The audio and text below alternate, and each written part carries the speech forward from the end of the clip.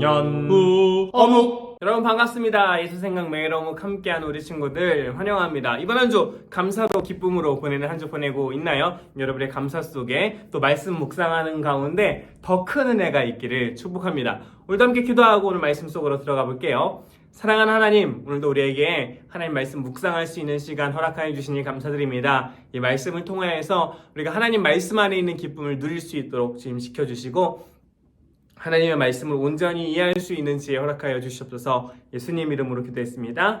아멘. 자, 오늘은 11월 19일 금요일 고난 중의 말씀이란 제목으로 함께 말씀 보겠습니다. 시편 119편 17절부터 24절까지고요. 힘들고 어려움이 닥쳐올 때 말씀은 우리에게 어떤 힘을 줄까요? 한번 읽어볼까요? 주의 종에게 은혜 내려주소서. 그리하면 내가 잘 살 수 있을 것입니다. 어떻게 하면 잘 산다고요? 은혜가 필요하다라고 하는 거죠. 나는 주의 말씀에 순종할 것입니다. 나의 눈을 열어서 내가 볼 수 있게 하옵소서. 무엇을요? 주의 법 안에 있는 놀라운 진리를 깨닫게 해주세요. 하나님의 말씀 안에 있는 진리를 깨닫게 해달라는 기도를 하고 있어요. 나는 이 땅에서 나그네입니다. 주의 계명들을 내게서 숨기지 마소서. 깨닫게 해달라는 거랑 숨기지 마소서랑 같은 의미죠. 하나님의 말씀을 잘 알고 싶어하는 마음이 담겨 있어요. 나의 영혼이 간절히 바라는 게 뭘까요? 바로 주님의 규례에 대한 갈망으로 불타고 있습니다. 말씀을 사랑하는 마음을 또 이야기하고 있어요. 주께서는 거만한 자들을 꾸짖습니다. 그들은 저주받은 자들입니다. 주는 교만한 자를 책망하십니다. 그들은 주의 명령을 멀리하는 자들입니다. 거만한 자, 교만한 자의 특징이 뭐예요? 그들은 주의 명령을 멀리하는 자들이에요. 여기서 시인은 말씀을 사랑하고 가까이 하고 싶어 하는데 거만하고 교만한 자는 말씀을 멀리한다고 대조하고 있죠.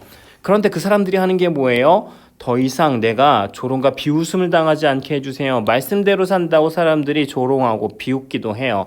왜냐면 왜 하나님의 말씀을 지켜? 내가 주의 법규를 지키고 있기 때문에 조롱을 당하는 거예요.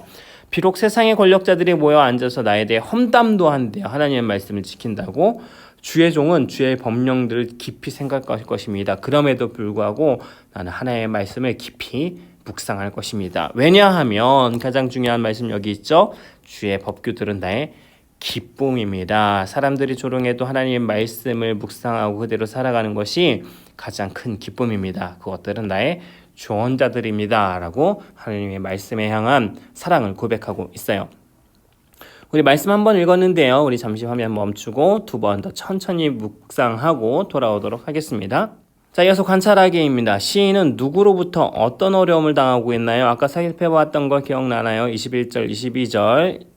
자, 아까 글씨가 잘 안 보이는데 한번 지워볼게요. 자, 어떤 사람들로부터?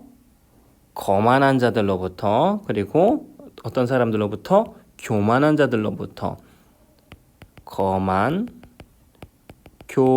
교만한 자들.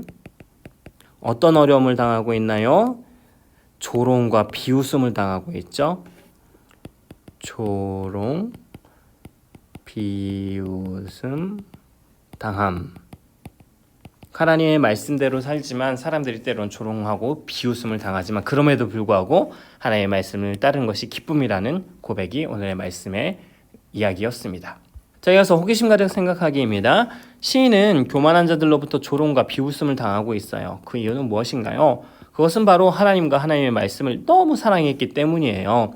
시인이 하나님의 말씀을 사랑하자 하나님을 싫어하는 사람들이 그를 무시하며 조롱해요. 그런데도 시인은 하나님의 말씀을 끝까지 지키며 따라가겠다고 다짐해요.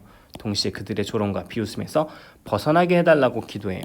어떻게 시인은 이런 고난 중에서도 말씀을 붙잡을 수 있었을까요? 그것은 바로 말씀만이 소망임을 깨달았기 때문이에요. 나의 법규들은 나의 기쁨입니다. 혹시 마음이 힘들거나 고난 중에 있는 친구들이 있나요? 우리의 유일한 소망이 말씀이 붙잡는 우리 친구들이 되길 축복해요. 끝까지 말씀을 지킬 때 하나님의 칭찬과 상급이 있음을 기억하는 내가 되어요. 목사님이 지난 10월에 마음이 훈훈해지는 뉴스를 하나 본 적이 있어요. 뭐냐면 제주도에 사는 한 사람이 이렇게 김치 냉장고를 중고로 샀대요. 그런데 김치 냉장고 밑에 바닥에 뭐가 있는지 잘 안 보게 됐잖아요. 근데 이렇게 옮기다 보니까 바닥을 볼 수도 있잖아요. 바닥을 봤는데 거기에 뭐가 붙어 있는 거예요. 뭔가 하고 보니까 현금이 다다다다닥 붙어 있는 거예요. 그 돈을 다 세어보니 얼마였다? 1억 1천만 원이나 되는 돈이었어요. 이걸 발견한 그 김치 냉장고를 산 사람은 어떻게 했을까요? 바로 경찰서에 신고해서 이 돈의 주인을 찾으려고 신고를 했었어요. 처음에 이 사람이 돈을 발견했을 때 어떤 마음이었을까요? 마음에 유혹도 있지 않았었을까요? 이 돈을 내가 가지면 작은 돈이 아니잖아요. 1억 1천만 원이라는 돈이 엄청나게 큰 돈인데 내가 사고 싶은 걸 만약에 다 살 수 있는 돈인데 내가 가지면 어떨까 하는 고민도 들었지만 이 사람은 결국은 돈의 주인을 찾게 해 주었어요. 많은 사람들이 이 사람을 칭찬했을 거예요. 너무 훌륭한 사람이다, 의로운 사람이다 라고 했지만 어떤 사람은 속으로 이렇게 생각할 수도 있었을걸요. 이런 어리석은 사람 같으니라고. 그 돈 자기가 가지면 그냥 평생 모르게 아무도 모르는 돈일 텐데 왜 그걸 신고했지? 어리석다고 속으로 생각하는 사람들도 있을 거예요. 너무나 의롭고 좋은 행동이지만 어떤 사람한테는 훌륭하고 의로운 행동들이 어리석어 보일 수도 있다는 거예요. 그런데 한번 생각을 해보세요. 만약에 이 돈을 주인이 가졌다면, 냉장고를 산 사람이 돈을 그냥 가졌다면 돈을 돌려준 것보다 더 행복하게 살았을까요? 물론 사고 싶은 건 살 수 있었겠죠. 근데 마음은 편하지 않았을걸요? 혹시 누가 띵동 하면 혹시 내가 가진 돈을 찾으러 온 건 아닌가? 혹시 경찰을 지나가다가 만나게 되면 혹시 이 사람이 날 찾아온 것은 아닐까? 두려운 마음 때문에 결코 더 행복하지 않았을 거예요.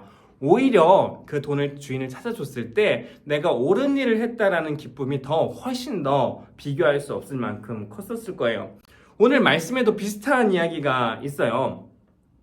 거만한 사람들이, 오늘 말씀에 어떤 얘기가 있냐면요, 거만한 사람들이 하나님의 말씀대로 사는 사람들을 조롱하고 비웃는다라고 이야기를 하지만요, 24절에서 오늘 시인은 이렇게 고백하죠. 주의 법규들은 나의 기쁨입니다. 이 사람이 고백하는 게 뭐예요? 말씀대로 사는 게 사실 제일 행복하고 기쁜 거라고 이야기를 하는 거예요. 우리 친구들도 이 기쁨을 경험해 봤으면 좋겠어요. 내 욕심대로, 내가 하고 싶은 대로 살 때 그게 진짜 행복한 게 아니에요. 거기에는 내 욕심대로 살아갈 때는 마음이 조급하고 불안하고 그 마음이 허전한 것들이 채워지지가 않아요. 반면에 우리의 마음이 하나님이 원하시는 대로 살아갈 때, 우리의 삶이 하나님이 원하시는 대로 살아갈 때는 어디서도 누릴 수 있는 행복과 기쁨을 누릴 수 있는 거예요. 오늘 시인이 그걸 깨닫고 24절에서 그렇게 고백하는 거죠. 주의 법규들은 나의 기쁨입니다 라고요. 오늘 우리 친구들이 다른 기쁨이 아니라 하나님 말씀대로 살 때에 누릴 수 있는 그 기쁨, 다른 곳에서 누릴 수 없는 하나님 말씀대로, 하나님 원하시는 대로 살아갈 때에 누리는 그 기쁨을 우리 친구들이 가득 누리기를 축복합니다. 자, 이어서 등불 따라 행동하기입니다.